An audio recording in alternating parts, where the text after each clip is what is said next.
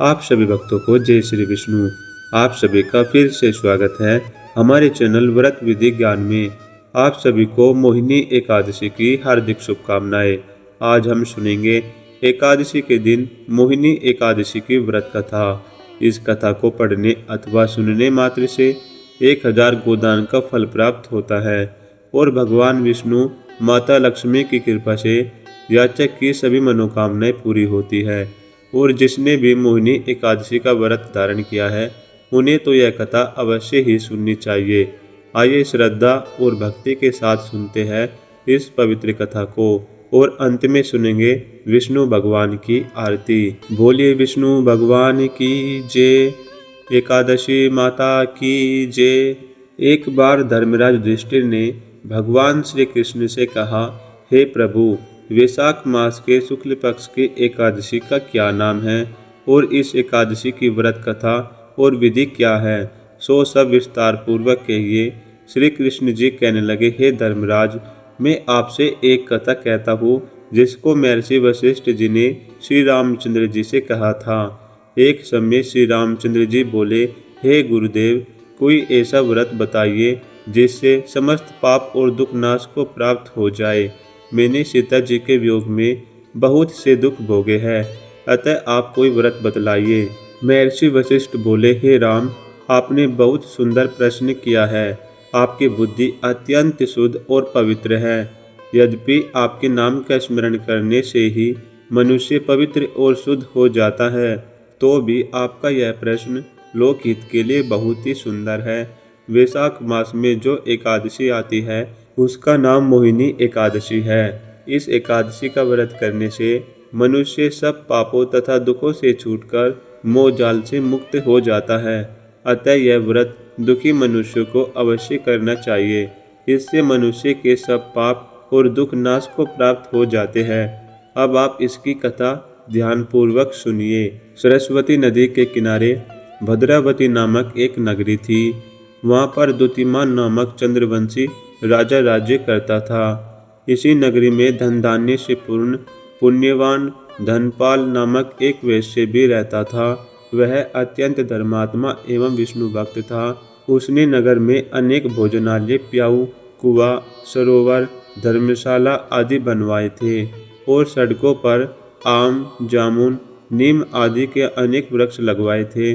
उस वैश्य के 5 पुत्र थे। पहले पुत्र का नाम सुमना, दूसरे पुत्र का नाम सद्बुद्धि, तीसरे पुत्र का नाम मेधावी, चौथे पुत्र का नाम सुकृति और 5वें पुत्र का नाम दृष्ट बुद्धि था। इनमें दृष्ट बुद्धि नाम वाला 5वां पुत्र महापापी था। वह पितर आदि किसी को नहीं मानता था।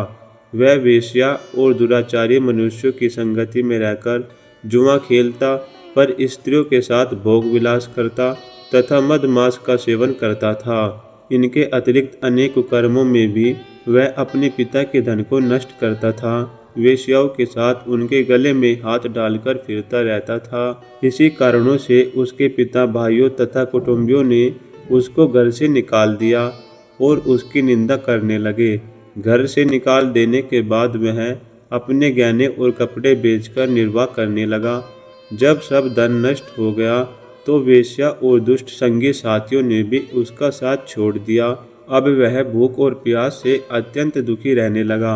अन्य कोई सहारा न देखकर वह चोरी का काम करने लगा। एक बार वह चोरी करता पकड़ा गया, परंतु राज्य कर्मचारियों ने उसको वेश्या का पुत्र जानकर छोड़ दिया। मगर जब दूसरी बार वह फिर पकड़ा गया तो उन्होंने राजा के सामने उपस्थित कर दिया। राजा ने उसे कारागार में बंद कर दिया। कारागार में राजा ने उसको बहुत दुख दिया और कहा कि तू मेरी नगरी से निकल जा। वह नगरी से निकलकर वन में चला गया और वन में पशु पक्षियों को मारकर खाने लगा। कुछ समय के पश्चात वह बहेलिया बन गया और धनुष बाण लेकर पशु पक्षियों को मार मार कर खाने लगा। एक दिन वह भूख और प्यास से दुखित होकर खाने की खोज में फिर रहा था कि कौंडिन्य ऋषि के आश्रम पर पहुंच गया। उस समय वैशाख मास था और कौंडिन्य ऋषि गंगा स्नान करके आ रहे थे। उनके भीगे वस्त्रों के छींटे पड़ने से उसको कुछ सुबुद्धि प्राप्त हुई और वह मुनि के सामने हाथ जोड़कर कहने लगा, हे मुनि, मैंने अपने जीवन में बहुत पाप किए हैं, अतः आप उन पापों से छूटने का कोई साधारण और बिना धन का उपाय बतलाइए। उसके दीन वचन सुनकर ऋषि कहने लगे कि ध्यान देकर सुनो, तुम वैशाख शुक्ला एकादशी का व्रत करो। इस एकादशी का नाम मोहिनी है और इससे तुम्हारे सब पाप नष्ट हो जाएंगे।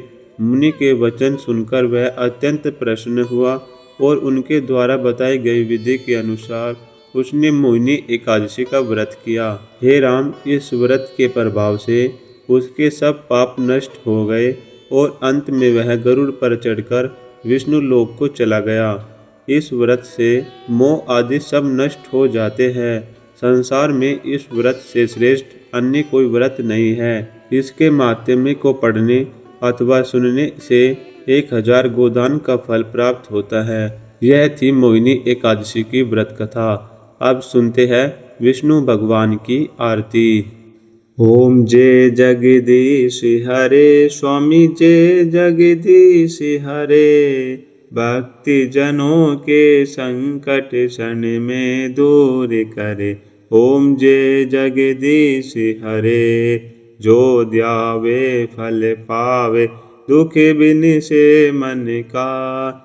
सुख संपत्ति घर आवे, कष्ट मिटे तन का। ओम जय जगदीश हरे। मात पिता तुम मेरे, शरण गहु किसकी। तुम बिन और न दूजा, आश करूं जिसकी। ओम जय जगदीश हरे। तुम पूरन परमात्मा, तुम अंतर्यामी। पार ब्रह्म परमेश्वर, तुम सबके स्वामी। ओम जय जगदीश हरे। तुम करुणा के सागर, तुम पालन करता। मैं मूरख खल कामी, कृपा करो बरता। ओम जय जगदीश हरे। तुम हो एक अगोचर, सबके प्राणपति। किस विधि मिलू दया में, तुमको मैं कुमति। ओम जय जगदीश हरे। दीन बंधु दुख हरता, तुम ठाकुर मेरे। अपने हाथ उठाओ, द्वार पड़ा मैं तेरे। ओम जय जगदीश हरे। विषय विकार मिटाओ, पाप हरो देवा। श्रद्धा भक्ति बढ़ाओ, संतन की सेवा। ओम जय जगदीश हरे। तन मन धन और संपत्ति सब कुछ है तेरा।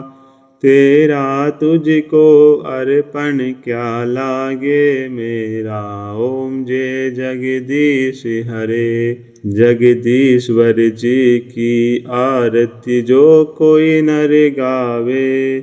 कहते शिवानंद स्वामी, मन वांछित फल पावे। ओम जय जगदीश हरे। स्वामी जय जगदीश हरे। बोले विष्णु भगवान की जय।